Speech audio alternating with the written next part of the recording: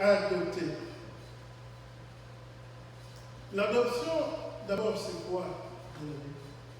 L'adoption est définie par le dictionnaire comme étant l'acte de prendre l'enfant de quelqu'un ou quelqu'un d'autre comme son propre enfant et d'exercer pleine autorité et responsabilité sur cet enfant-là. Et en grec, le mot signifie placer comme enfant.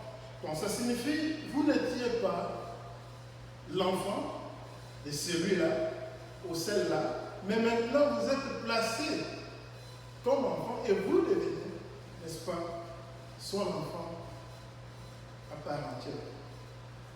Alors, la question que nous pouvons nous poser, pourquoi est-ce que l'enfant peut être adopté? Il y a plusieurs raisons qui peuvent pousser que l'enfant soit adopté. Entre autres, je citerai par exemple, l'enfant est orphelin ou orpheline. Il n'a pas de parents. Les parents sont morts. Alors, ça peut pousser les parents d'adopter. Ou peut-être les parents biologiques sont incapables d'assumer leurs responsabilités par rapport à l'enfant et qu'ils placent l'enfant à une adoption ou donnent l'enfant à une adoption. Et ceci peut être sur le plan financier, sur le plan moral, éducationnel ou peut-être même sécuritaire. Parce que après les génocides du Rwanda, nous avons vu beaucoup d'enfants aux Zaïre de l'époque qui étaient sans parents. Parce que leurs parents ont disparu à cause de la guerre, de l'insécurité qui régnait. Et plusieurs familles congolaises avaient adopté ces enfants-là. Ou peut-être aussi, les parents peuvent être capables d'assumer leurs responsabilités, mais ils trouvent que les parents adoptifs ont un attachement particulier avec l'enfant et qu'ils décident de donner l'enfant à l'adoption. Donc, voilà un peu, en quelques mots, des raisons qui peuvent pousser les parents d'adopter un enfant ou de donner un enfant à l'adoption. Mais dans notre cas, les humains, je dirais, celui qui s'était par la force ou par le moyen de la tricherie imposé lui-même comme parent, notre parent, les diables, était incapable d'assumer ses responsabilités, était incapable de nous assurer un lendemain meilleur. Ésaïe dit, nous étions comme des brebis perdues, que chacun poursuivait sa propre voie. Nous étions sans berger. Au moment où le diable qui a trompé notre ancêtre Adam était incapable et conduisait l'humanité dans un chaos total, dans la misère sans précédent. Alors, Satan, dans son responsabilité, n'a pas su assumer ses responsabilités des parents qui s'étaient imposés face aux humains que nous sommes. Et c'est pour cela Dieu, voyant la misère de la personne humaine, Dieu ne s'était pas retenu de ne pas rester indifférent.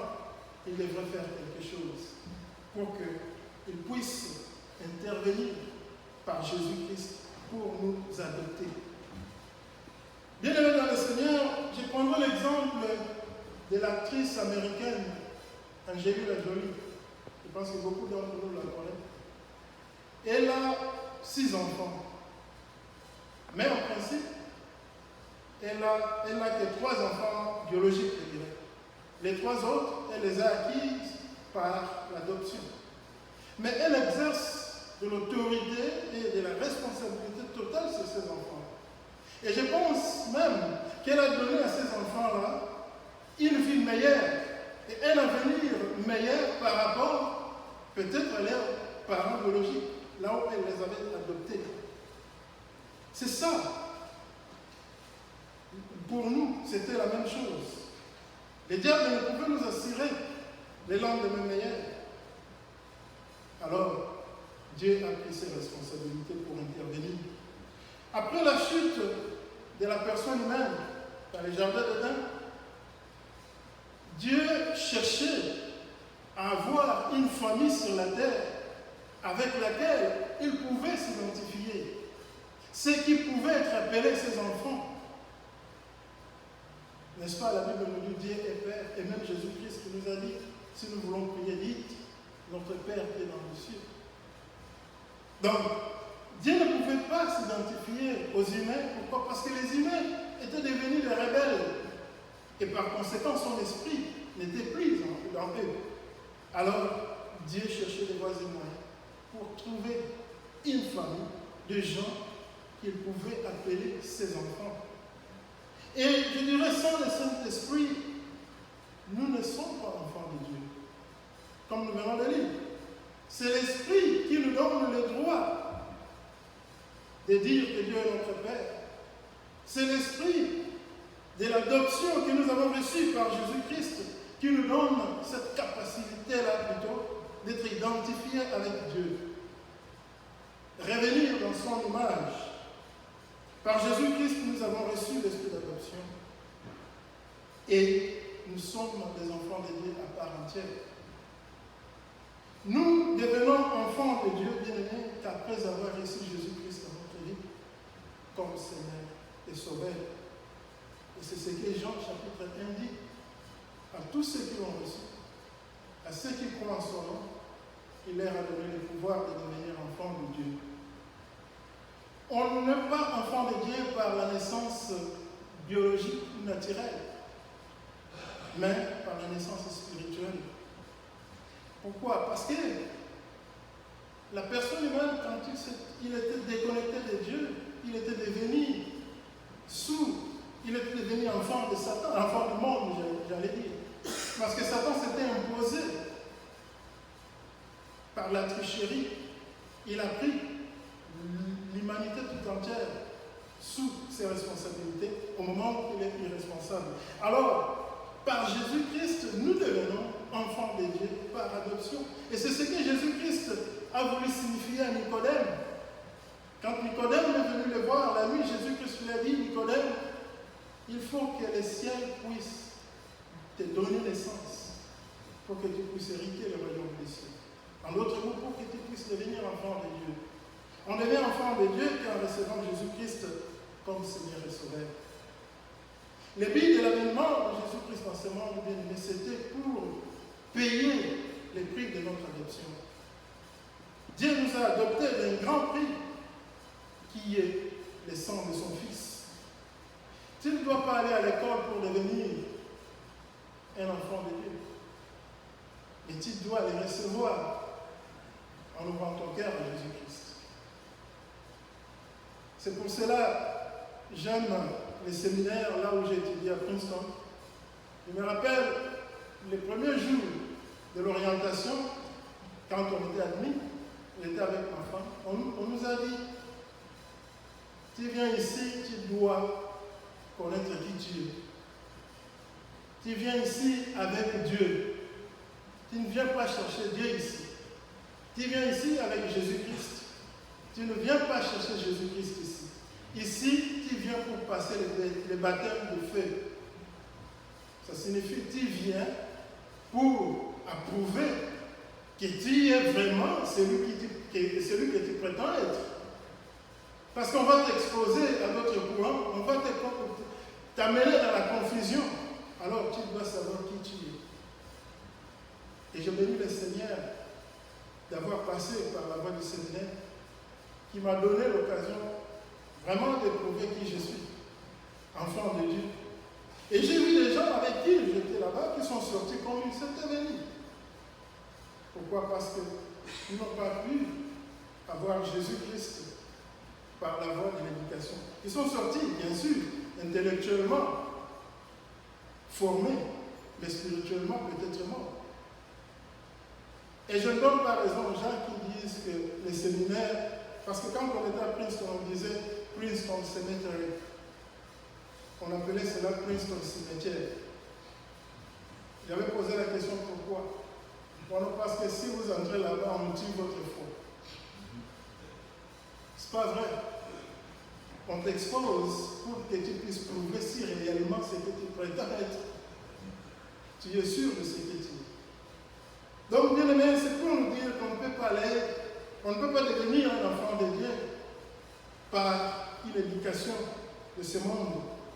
Mais on est enfant de Dieu par la présence du Saint-Esprit qu'on a reçu au nom de Jésus-Christ. La seule voie que Dieu nous a donnée pour devenir ses enfants, c'est Jésus. Il n'y a pas d'autre voie. Et Jésus-Christ a publiquement fait la déclaration que je suis le chemin, la vérité et la vie. Il n'a pas dit que je suis un chemin, je suis une vie, je suis une vérité parmi les autres. Mais il a dit je suis le chemin, la vérité et la vie. Et je comprends si les gens du monde disent que tout chemin peut amener à Rome. Oui. Tu peux aller à Rome par n'importe quel chemin. Mais au ciel, il n'y a qu'un seul chemin, qui est Jésus-Christ. Bien-aimés dans le Seigneur, aujourd'hui nous avons dans le monde les gens, peut-être qui sont en train de forger leur propre voie pour devenir enfants de Dieu. Mais par la fin, ils se retrouvent déçus et confondus. Pourquoi? Parce que le chemin que Dieu a donné au monde pour devenir ses enfants, c'est l'adoption par Jésus-Christ. Satan travaille jour et nuit, très fort, pour maintenir ou pour convaincre aux humains que ce n'est pas Jésus-Christ qui est le chemin, que ce n'est pas Jésus-Christ qui est le seul chemin, et que vous pouvez trouver votre propre chemin. Non, Jésus-Christ est le chemin, la vérité et la vie. Et l'adoption n'est possible que par lui. La Bible nous donne l'exemple bien aimé de chrétiens qui avaient réfuté l'autorité que le nom de Jésus-Christ donne pour devenir enfant de Dieu. L'église de Corinthe, c'était une église qui était une église de réveil. C'était une église qui avait bien commencé, qui a réjoui beaucoup de dons de la part du Saint-Esprit. Mais parce qu'ils s'écartaient de plus en plus de la voie droite, parce qu'ils continuaient ils étaient maintenant dans le doute, ils se sont vus les dons que Dieu avait diminués. Ils se sont vus que l'autorité du nom de Jésus-Christ ne pouvait plus rien pour eux. Et Paul les a réprimés. Bien aimé, la seule voie pour maintenir son adoption dans la famille de Dieu, c'est Jésus-Christ. Et par Jésus, je sous-entends le Saint-Esprit. Parce que Jésus a dit, je m'en vais, je vous enverrai le consolateur qui restera avec vous. Le but du Saint-Esprit dans nos vies, c'est de nous faire marcher dans la droiture, nous maintenir dans la logique de la famille de Dieu. Je dirais, bien aimés, ce ne sont pas des enfants qui désirent l'adoption. Je ne sais pas, dans l'histoire de l'adoption, s'il y a déjà eu des enfants qui ont publiquement déclaré qu'ils veulent l'adoption. Mais une chose, je sais que ce sont les parents qui expressent ou qui présentent ce désir-là d'adopter un enfant. Parce que les parents ne demanderont pas à un enfant qu'ils veulent adopter, qu'est-ce que tu as pour que nous puissions t'adopter. Mais on l'adopte parce qu'on a ce désir-là. Et par là, j'ai compris que l'adoption n'est pas un droit. L'adoption, c'est un privilège. L'adoption, c'est un cadeau. Bien-aimé dans le Seigneur, Dieu ne peut pas voir une misère sans qu'il puisse intervenir. C'est pour cela que Dieu n'avait pas attendu que toi et moi nous puissions nous repentir avant qu'il puisse nous adopter. Dieu, dans son cœur, a résolu que je devrais les sauver. C'est pour cela qu'il a envoyé Jésus-Christ dans le monde pour que nous puissions être sauvés. Nous puissions être adoptés, revenir dans notre position de commencement. Sans Jésus-Christ, il n'y a pas des enfants de Dieu. Dieu ne force personne pour devenir son enfant. Gentiment, il demande. Je voulais t'adopter. Le veux-tu? Et si vous acceptez, si vous ouvrez votre cœur, Dieu va vous adopter. Il va placer son esprit dans vous pour que vous soyez son enfant. Et Dieu, comme étant un père qui veut le bonheur à ses enfants, il nous donne toutes les bonnes choses. Et c'est pour cela que Jésus-Christ avait demandé que si méchant comme vous l'êtes, vous savez donner les bonnes choses à vos enfants, à combien, à plus forte raison, votre Père qui est dans les cieux. Bien-aimé dans le Seigneur, Dieu est un bon Père. C'est un Père responsable. Ce n'est pas un Père irresponsable comme le diable qui est en train de conduire ce monde dans les chaos. Alors, peut-être, vous pouvez vous poser la question de savoir, mais si Dieu était bon, pourquoi est-ce que le monde est dans la misère? Pourquoi tant de misère autour de nous? Mais je dirais que c'est parce que, en tant qu'humains, des fois, nous n'écoutons pas. Nous ne faisons pas attention à ce que Dieu dit. Jésus-Christ a dit, mais voici, je me tiens à la porte, celui qui entendra ma voix et ouvre sa porte, j'entrerai, je souperai avec lui et lui avec moi. Et des fois, le monde, ou je dirais même plusieurs fois, ou dans la totalité, le monde apprête plus l'attention de ce que le monde ou le diable est en train de dire que ce que Dieu est en train de dire. Et c'est pour ça que le monde est dans les chaos. Le monde est dans les chaos parce que le diable conduit ce monde dans les chaos. Le diable ne voudra jamais le bonheur de la personne humaine. C'est pour ça qu'on l'appelle même jaloux. Il était jaloux dès le commencement. C'est pour cela qu'il détruit le monde. Et il faut savoir que le diable fonctionne d'une manière couverte. Il adresse les humains contre les humains. Les humains s'entretuent et lui. Comment est-ce qu'on dit encore en français? Stay. Le français commence. Je commence à mélanger le français et l'anglais. Donc, il se tient seulement en observant. Vous vous entretiez. Bien aimé dans le Seigneur, Dieu est amour. Et Dieu nous veut du bonheur. Dieu, c'est un Père responsable qui veut nous assurer un lendemain meilleur. Pas seulement un lendemain meilleur, mais dans l'éternité. Parce qu'il faut le dire, Dieu a créé l'homme ou la personne humaine à son image. Ça signifie que la personne humaine était créée pour l'éternité. La personne humaine ne devrait pas être limitée par le temps. Parce que ce que nous appelons la mort, c'est la limitation du temps. Mais l'homme, Dieu, n'est pas dans le temps ou dans l'espace. Il est dans l'éternité. Et c'était ça, son intention du commencement. Que la personne humaine soit dans l'éternité. Mais quand le diable nous a trompé notre ancêtre, alors il a pris l'autorité sur nous, il nous a adoptés d'une manière frauduleuse et nous conduit dans la misère. Dieu nous a retourné dans notre position de début par Jésus-Christ, par le sang de Jésus-Christ, à laisser couler sur la croix. Bien-aimés, c'est ça même, la signature de notre acte d'adoption. Le sang qui a coulé à la croix. Alors, nous pouvons avec conviction nous réjouir des privilèges que les saluts pour l'adoption par Jésus-Christ nous offre. Alors, je vais, avant de terminer, citer quelques bénéfices de l'adoption. Nous avons lu dans Genèse 48, du verset 1 à 10, Jacob, qui est le père de Joseph, a adopté les enfants de Joseph. Il les a placés comme ses enfants. Donc les enfants de Joseph étaient devenus, je dirais, des Israéliens. Ils n'étaient plus de Joseph, mais ils étaient devenus des Israéliens. Et c'est pour cela même qu'ils sont comptés parmi les tribus d'Israël.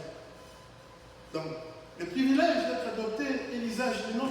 Donc vous avez le droit d'utiliser le nom de la famille ou des parents qui nous ont adoptés. Si nous avons la famille Amiette Priso, tout ce qui naît dans cette famille-là commence par le nom d'Amiette Priso. Donc, si nous sommes nés de la famille de Dieu, notre premier nom, le nom de la famille, c'est Dieu. Amen. Amen. Donc nous sommes des dieux. Nous sommes des dieux. Nous avons le droit d'utiliser ce nom-là. Deuxièmement, accès aux richesses ou héritage.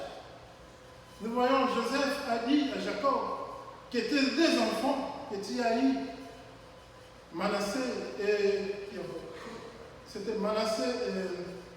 Ephraïm vont hériter l'héritage que Dieu a promis, comme leurs frères Ruben, Judas et les autres. Et il y a l'accès dans la présence du Père qui est un privilège, sans audience. Je ne pense pas que l'enfant de Trump a besoin de demander l'audience pour aller voir son Père. Il entre dans la présence de son Père, même s'il y a des gardes. Il peut être en réunion, il a l'accès facile chez lui. Et bien aimé, c'est de même avec nous. Dieu nous a adoptés, il nous donne tous les privilèges d'accès dans sa présence, des richesses qu'il possède, parce que nous sommes ses enfants. Voilà le privilège d'être adoptés. Que Dieu nous bénisse. Amen.